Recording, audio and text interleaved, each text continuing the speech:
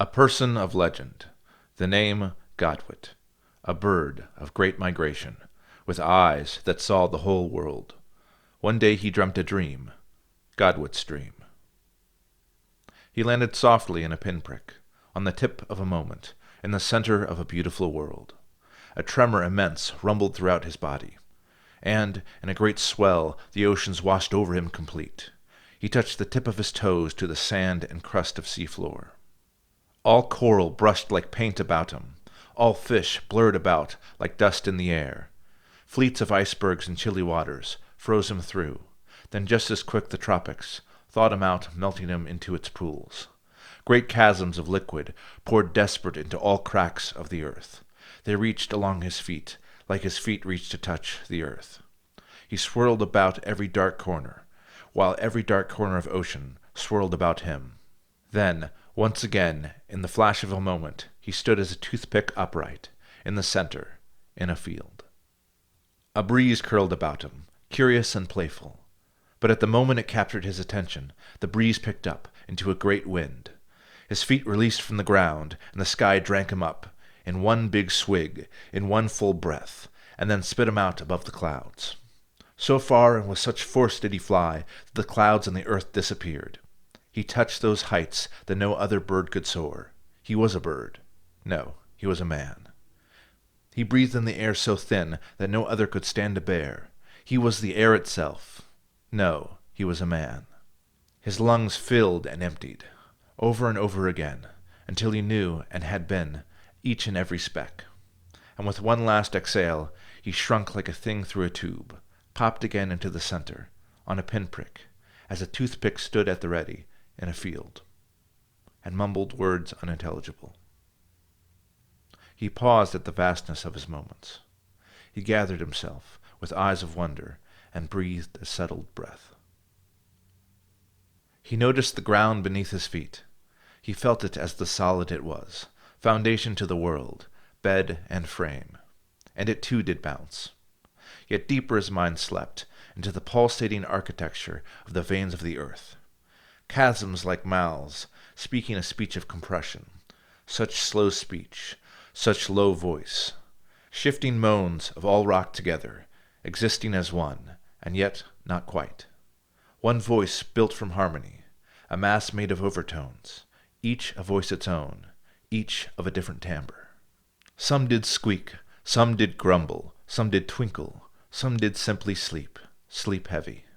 And so did Godwit. His dream took him deeper down the infinite fingers of ground. A chorus of rock sang his descent.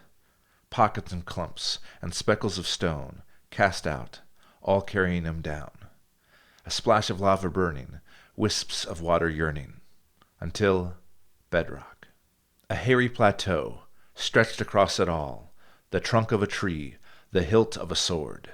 And then he flashed back up into the center, shot like a pinprick, upright like a lightning bolt. Waves of space and spectacle danced within him and without him. He felt it all at once, across plains and mountains, up and down rolling hills, through forest and flower field, passing about continuously, a blur of beasts and beauties, animals of all variety, their affect and domain. Came with these places the splendor of the rains, the bite of the snowstorm, the crumbling dryness of savanna, the gritty paper of desert floor. Hairy with cactus, unruly with grass.